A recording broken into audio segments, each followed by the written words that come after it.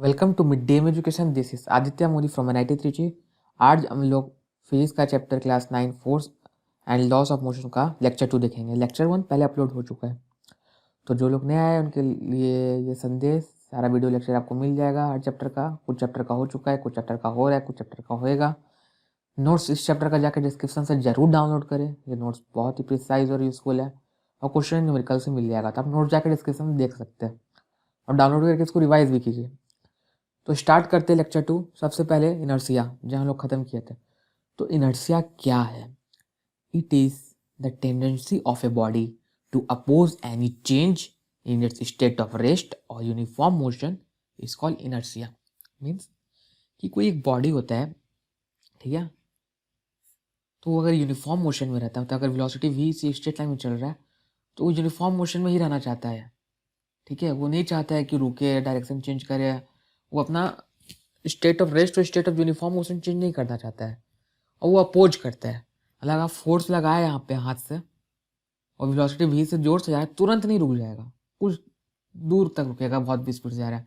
अब कार में अगर वेलोसिटी लगाते तो तुरंत नहीं रुक जाता, थोड़ा देर आगे जाके रुकता है, अपोज करता है चेंज को।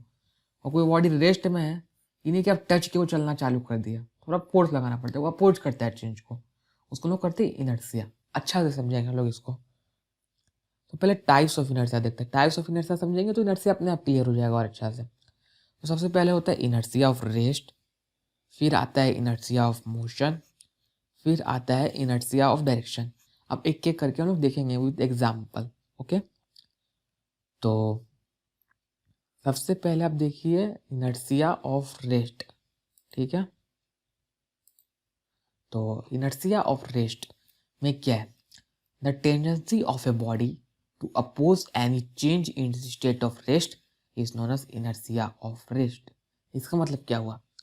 बॉडी का टेंडेंसी मीन्स बॉडी जो है वो चाहता है क्या है कि वो रेस्ट में ही रहे, अपोज नहीं करे। अपना जो इसका स्टेट है रेस्ट में रहने का, समय और टाइम के साथ चेंज नहीं कर रहा है, उसी में रहना चाहता है। उसको अपोज नहीं करना चाहता, चाहता है कि हम रेस्ट में ही रहे। उसको क्या कहते हैं? Inertia of rest. The tendency of a body to oppose any change in state of rest is known as inertia of rest. एक एक्सपेरिमेंट कीजिएगा, आपको इनर्सिया ऑफ रेस्ट आसानी से पता चल जाएगा।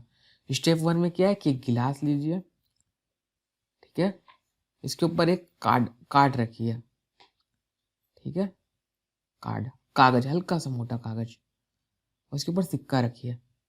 अब जब इसको फ्लिक कीजिएगा, कार्ड को ऐसे, गिलास है ये, कार्ड को ऐसे फ्लिक कीजिएगा तो कार्ड तो मोशन में आ जाएगा, ठीक है, मगर सिक्का यही रह जाएगा और धीरे धीरे मतलब स्पीड से नीचे गिर जाएगा।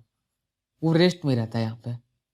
जब कार्ड गया तो कार्ड के साथ सिक्का भी जाना चाहिए ऐसे, मगर नहीं, वो रेस्ट में रहता है और वो नीचे गिर जाता है। क्यों? क्योंकि वो रेस्ट में रहना चाहता है, वो मोशन को अपोज करता है, इसलिए जिसको कहते हैं इनर्सिया ऑफ रेस्ट। इसका कुछ लिमिटेशन होता है, ऐसा नहीं कि आप कार्ड धीरे से भी खींचिएगा तो नहीं जाएगा, आप जोर से कार्ड को फोर्स लगाइएगा तो कुछ सिक्का यहीं रह जाएगा। इनर्सिया का कुछ लिमिटेशन होता है, बस ये प्रूव कर रहा है कि इनर्सिया एग्जिस्ट करता है इसमें, इनर्सिया ऑफ रेस्ट। ये देखिए, अब कार्ड चल जा रहा है मगर सिक्का वहीं पर रह जा रहा है। तो इस ये एक मतलब इसका भी लिमिटेशन है। फिर ऐसा नहीं कि फिर आप कुछ भी ऑब्जेक्ट रख दीजिए, कैसे भी भेज दीजिए, वो जाएगा ही नहीं सिक्का वापस, कॉइन जाएगा ही नहीं वापस, ऐसा नहीं होता है। कॉइन जाएगा, मगर ये सिंपल एक्सपेरिमेंट से पता चलता है कि हाँ, इनर्शिया ऑफ रेस्ट करके कुछ होता है जो अपोज करता है मोशन को। ठीक है, वो भी बहुत पैरामीटर पर, फैक्टर पर डिपेंड करता है। ठीक है, अब हम लोग देखेंगे सेकेंड इनर्शिया ऑफ मोशन। ठीक है, तो इनर्शिया ऑफ मोशन क्या है? The tendency of a body to oppose any change in state of motion is known as inertia of, यहाँ रेस्ट नहीं मोशन कहलाएगा, ये गलत है। Inertia of motion, motion means body का टेंडेंसी जिसमें वो remain in state of motion में रहना चाहता है, मोशन में रहना चाहता है, मोशन से रेस्ट में नहीं आना चाहता है, उस टेंडेंसी को कहते हैं इनर्शिया ऑफ मोशन। जैसे देखिए, कार जा रहा है, आदमी भी जा रहा है, जिस वेलोसिटी से कार जा रहा है वही जाहिर सा बात है आदमी का भी वही वेलोसिटी होगा। जैसे इस दीवार से टकराता है, कार तो रेस्ट में आ जाता है, मगर आदमी क्या है, रिमेन इन मोशन में रहना चाहता है। ठीक है, और रिमेन इन मोशन में रहना चाहता है तो वो क्या होता है, ऊपर फेंका जाता है, वो रुकता नहीं है तुरंत। कार रुक जाता है क्योंकि कार भारी है बहुत, और पूरा सिर्फ डायरेक्ट कार टकरा रहा है, डायरेक्ट आदमी नहीं टकरा रहा है ना। बहुत फैक्टर पर डिपेंड करते हैं। आप ये भी बोल सकते हैं कि कार क्यों रुक गया, अब पतला दीवार होता तो कार भी नहीं रुकता। तो डायरेक्ट कार पे इम्पैक्ट लग रहा है, डायरेक्ट कार पे फोर्स लग रहा है, इसलिए कार तो रुक गया। बहुत फैक्टर पर डिपेंड करता है। मगर आदमी क्या है, पहले भी मोशन में था, यहाँ पे वी वेलोसिटी में, वी वेलोसिटी मोशन में था कार के साथ मोशन में था। अब भी क्या है, अब कार तो रुक गया मगर अभी भी मोशन में रहना चाहता है, इसलिए फेंका गया, या अपोज कर रहा है रेस्ट में आने से, आना ही नहीं चाह रहा है रेस्ट में। ठीक है, अब हम लोग देखेंगे इनर्शिया ऑफ डायरेक्शन। तो इनर्शिया ऑफ डायरेक्शन क्या हुआ, जैसे इनर्शिया ऑफ रेस्ट और इनर्शिया मोशन नाम से समझ में आ रहा होगा, ये भी आप रिलेट कर सकते हैं। The tendency of a body to oppose any change in it direction of motion is known as inertia of motion. ठीक है, बॉडी का टेंडेंसी, एक मिनट, ये कि जैसे ये डायग्राम देखिए पहले, कि ये आप ऐसे जा रहे हैं, ठीक है, जाते हैं, जब कोई सर्कुलर रोड आता है, बस में खड़े रहते हैं, कार में रहते हैं, किसी भी चीज़ में रहते हैं, अब गाड़ी आपका इस डायरेक्शन में मुड़ रहा है तो आप उस डायरेक्शन में धक्का पाते हैं। मतलब अगर बस है, ऐसे है, और आप बस में हैं खड़े, ठीक है, और बस उस डायरेक्शन में मुड़ के जा रहा है, तो आपको इस डायरेक्शन में धक्का लगता है, उल्टा डायरेक्शन में। क्यों? क्योंकि आपका बॉडी अपोज कर रहा है चेंज इन डायरेक्शन को। बस का डायरेक्शन वहाँ चेंज होना चाहता है, और आपका बॉडी क्या है, इस डायरेक्शन में आना चाहता है, अपोज कर रहा है उस चेंज को। देखिए जैसे ये दो जन है, कार उधर मुड़ रहा है, ये लोग दोनों इस साइड आ जा रहा है, खींचा जा रहा है, इस डायरेक्शन में खींचा जा रहा है, इस डायरेक्शन में, इस डायरेक्शन में खींचा जा रहा है, देखिए इस डायरेक्शन में खींचा जा रहा है, मगर वो लोग कार उधर मुड़ रहे हैं, तो अपोजिट टू द डायरेक्शन। अब बस में जब भी बस टर्न लेता तब जिस डायरेक्शन में टर्न लेता है उस डायरेक्शन के अपोजिट में आप क्या कहते हैं, फोर्स लगता है और बेंड हो जाते हैं आप। ठीक है, ये हो गया इनर्शिया ऑफ डायरेक्शन। अब हम लोग देखेंगे some important points about inertia. ठीक है, तो पहला है कि inertia of an object is measured by its mass. ठीक है, मास पे डिपेंड करता है इनर्शिया। सेकेंड है inertia is natural tendency of an object to remain in rest और motion at the constant speed along a straight line. ये object का natural tendency है, मतलब ये बाय नेचर ही है, वो ऑब्जेक्ट वैसा होता है, सब में इनर्शिया रहता है, बाय नेचर ही है। ठीक है, कि या तो रेस्ट में रहना चाहेगा या तो मोशन में रहना चाहेगा at constant speed along straight line, उसको अपोज करेगा, उसको चेंज करने का आप कोशिश कीजिएगा। तो the mass of an object is quantity measure of inertia. वही फर्स्ट पॉइंट जैसा ही हो गया कि मास से ही आप इनर्शिया को मेजर कर सकते हैं, क्वांटिटिवली कितना इनर्शिया है इस बॉडी में। और sometimes Newton first law is sometimes also known as law of inertia. Newton first law को भी आप कभी कभी लॉ ऑफ इनर्शिया कहते हैं, क्योंकि Newton first law of inertia एकदम सिमिलर है। तो न्यूटन फर्स्ट लॉ क्या है? ठीक है, आप बोल रहे हैं Newton first law is sometimes called the law of inertia, तो आप बोलोगे कि न्यूटन फर्स्ट लॉ क्या है। ठीक है, देखते हैं न्यूटन फर्स्ट लॉ क्या है। तो न्यूटन फर्स्ट लॉ क्या कहता है हम लोग को? तो न्यूटन फर्स्ट लॉ कहता है every body continues in its state of rest और uniform motion in straight line unless compelled by some external forces to change that state. ठीक है, कोई भी बॉडी है वो रेस्ट में है तो रेस्ट में रहना चाहेगा, मोशन में है तो मोशन में रहना चाहेगा। यूनिफॉर्म मोशन मतलब अनटिल और अनलेस, जब तक उसमें कोई एक्सटर्नल फोर्स नहीं लगे और वो फोर्स उसका स्टेट ऑफ रेस्ट और स्टेट ऑफ मोशन को चेंज नहीं करे। ठीक है, तो समहाउ लॉ ऑफ इनर्शिया भी वही कहता है। ठीक है, मतलब अगर इसमें फोर्स लगेगा और वो फोर्स सही डायरेक्शन में उपयुक्त समय के लिए लगेगा, अनबैलेंस्ड फोर्स होगा, तभी इसका यूनिफॉर्म मोशन चेंज हो जाएगा और रेस्ट से आपका मोशन में आ जाएगा। तो वही कहता है Newton first law, every body continues in state of rest और uniform motion in straight line unless compelled by some external forces to change that state. ठीक है, अब हम लोग देखेंगे मोमेंटम। मोमेंटम क्या होता है? मोमेंटम सुन के कुछ फील टाइप का होता है, जैसे ये वर्ड ऐसा नहीं है कि अभी आप देख रहे हैं, मगर पहले भी कहीं ना कहीं सुने होंगे। तो मोमेंटम क्या होता है? मोमेंटम वो चीज़ है जैसे हम मोशन मेजर करते हैं कि ऑब्जेक्ट के पास कितना मोशन है। अच्छा ठीक है, ये ऑब्जेक्ट आप कैसे कर सकते हैं कि ऑब्जेक्ट ए का मोशन ज़्यादा है as compare to object B? कुछ क्वांटिटी तो होगा मेजर करने के लिए।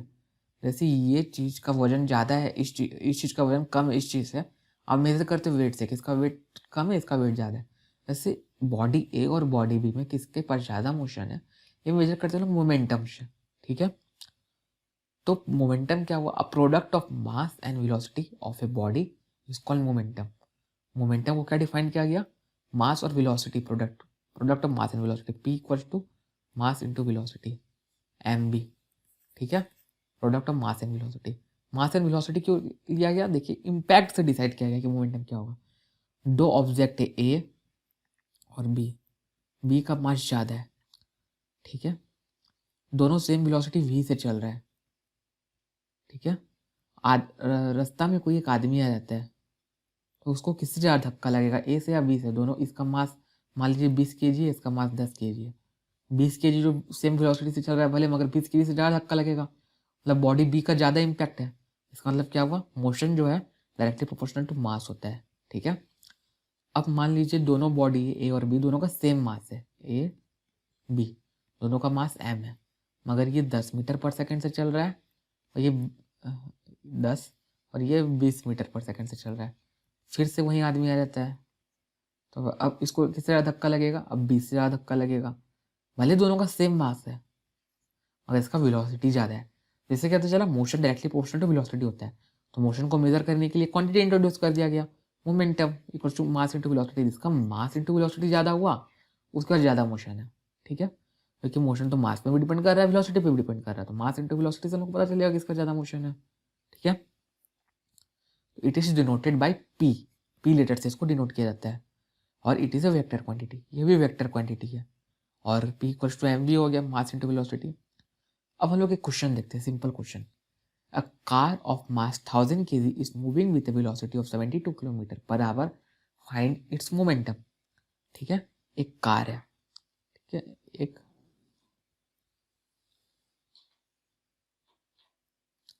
कार है, वो 1000 kg का है, ठीक है। मास इक्वल टू 1000 kg और उसका वेलोसिटी क्या दिया हुआ है, वेलोसिटी दिया हुआ है 72 किलोमीटर पर आवर। कभी भी न्यूमेरिकल है तो क्या क्या दिया हुआ है सबसे पहले वो लिखते हैं, इससे इजी हो जाता है क्वेश्चन बनाना।